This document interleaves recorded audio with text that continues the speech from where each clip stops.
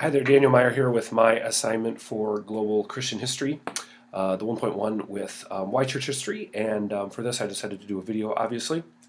And so here's what I would tell one of my friends, and so I'm just kind of pretending like I'm talking to one of my friends, and for the sake of this assignment, I will call my friend Bob. And so I would sit down and I would say, Bob, I think you need to take Global Christian History, and I've got some reasons why that I think this would be really helpful and beneficial for you to partake in.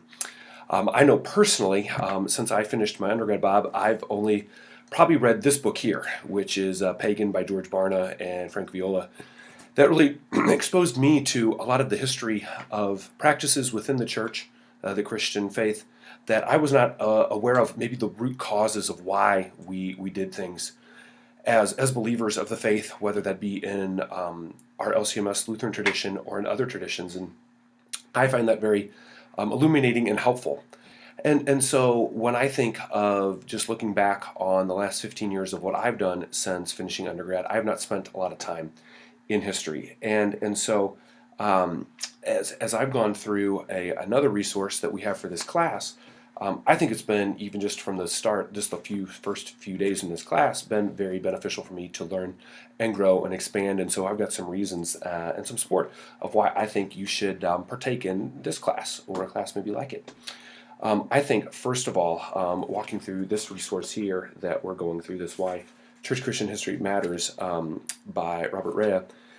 Rea kind of outlines like 5 things that I've just kind of pulled from the first half of this book that I think is just really important. I think first he says on page 15 that to understand the Bible and theology better and to experience a fuller Christian life. And I think one thing that's just really important as a follower of Christ is that we seek to have that full life and maybe not completely all the time focus in on just one area that maybe appeals to us. And so maybe that's your relational person, so it's conversations with other Christians, and that's great and well, but that's not all of the Christian experience. Or, for example, prayer. Prayer is great and wonderful, great way connected with God, but that's not the only way that we have this relationship with God, we grow in our faith, we have this full Christian experience. Interesting enough, on the next page, Rea goes on to talk about how Christianity is an historical thing, and that it's something that, yes, it's about our faith, but it's really about 2,000 years, or maybe even about 6,000 years of how we learn and grow from not only Scripture, but also Christian tradition and experiences and practice. And because it's historical, it's something that we need to spend time reviewing and learning and growing on. Bob, as LCMS Lutherans, I know one thing that's uplifted here in the Ray of Scripture on page 48 is it kind of talks about how Martin Luther was all about going back to Scripture. And I know this is something that we've been taught in our undergrad, in our Lutheran undergrad, that he was all about kind of picking and choosing what the Lutheran traditions and but previous people had said about faith, tradition, and practice, and what lined up with Scripture and what didn't. And I think that's something that I know we don't want to get caught up in, Bob, is that we just focus on, hey, this is a practice that I think is good. But are we looking back to history? Are we looking back to what others have done, even prior to the last few years? I know it's very easy to read books from the last 5, 10, at best maybe 20 years. Books from maybe the middle 2000s. And I think it's important to take classes like this to review history and stuff that expands our horizons behind just, hey, what's the latest pastor that's popular that, hey, has a good book out. Continue on with what Ray is really talking about here too is he goes on on page 77 talking about whether Roman Catholic, Orthodox, Anglican, Conservative Protestant, all these different religions, Christian faiths, is that through the church's centuries, it's indispensable in clarifying the truth. No less, other believers, Bible-focused Christians who love and concentrate on the Scripture must be informed by great Christians across the centuries. And so, do we only consider that LCMS faith? Do we only say, hey, this group is doing it the right way, this group is doing it the wrong way? Do we look back and try to take more of a full look, a full view, or do we just kind of have that narrow sliver that we take that look?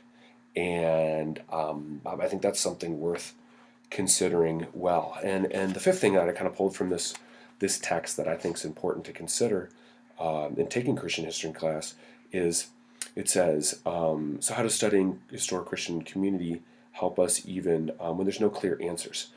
We have answers for a lot of stuff. We have answers and lack of clarity or lack of answers in certain areas. And by being in Christian community, but then also looking at this study and this view of history is helpful for, I think, growing us as leaders. And this kind of leads me into the practical, because I think I can read stuff from this text and this book and try to convince you, Bob, to take this class. But I think ultimately I'm very tactile and tangible. And I think it really boils down to three things. And this text kind of pulls these out, but I think I have a way to make it a little bit more specific. I think number one, this is about growth as a leader. And are you only growing in the ways that you're comfortable in growing? I know for me, Bob, I don't know if a Christian history class would be the first class that I'm like, ooh, me, I want to take this class. But it's a way for me to grow as a leader in some ways and learn some things that I maybe on my own wouldn't read a book. Like I said, I've only read this book. This is the only book like on any type of Christian history that I think I've read since my undergraduate. And a lot of them have been on things that have just more appealed to me more, other things like that. And that's probably limited my growth. I think number two, I think of too just the question, kind of similar to number one, but what have you done since undergraduate to intentionally learn and grow as an individual, especially in the context of history? And what has happened in Christianity in the past even 2,000 years since the time of Christ?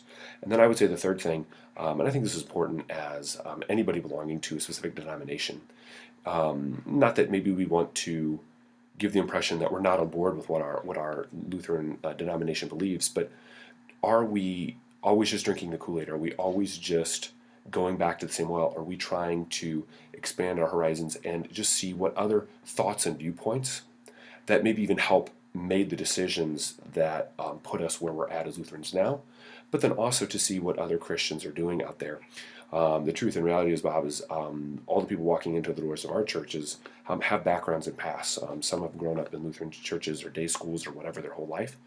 Others not. They have a Catholic background or an unchurched background or different perspectives. And I think learning about history and learning about these different faiths and viewpoints and authors and writers are a way for us to better connect with individuals as we look to ultimately minister, connect them to the gospel, and try to meet them where they're at, knowing that at the end of the day, it's not just about maybe forcing LCMS doctrine or forcing one viewpoint or one thing, but that we can connect with them specifically to try to minister to them. And we can boil people into stereotypes, but I think learning more about history, learning more about perspective allows us to learn and grow, to see what has been done and what has worked, what hasn't worked, what is similar to now in 2018. Kind of like a Solomon thing, nothing new under the sun, but also what hasn't been tried and what hasn't been done. And as we live in an ever-changing society with technology, I think taking Christian history is important, and I hope it's something that you would consider. And ultimately, I think of like a text like Simon Sinek talking about, starting with why. A book like that, a more modern book that really talks about, why do we do something? And ultimately, I think this is about that growth. This is about what are we doing to continually learn since our undergraduate degree, and then also just what are we doing to explore things out of the LCMS and really having that purpose to grow as leaders. And so that's my thoughts and my encouragement for you to take Global Christian History.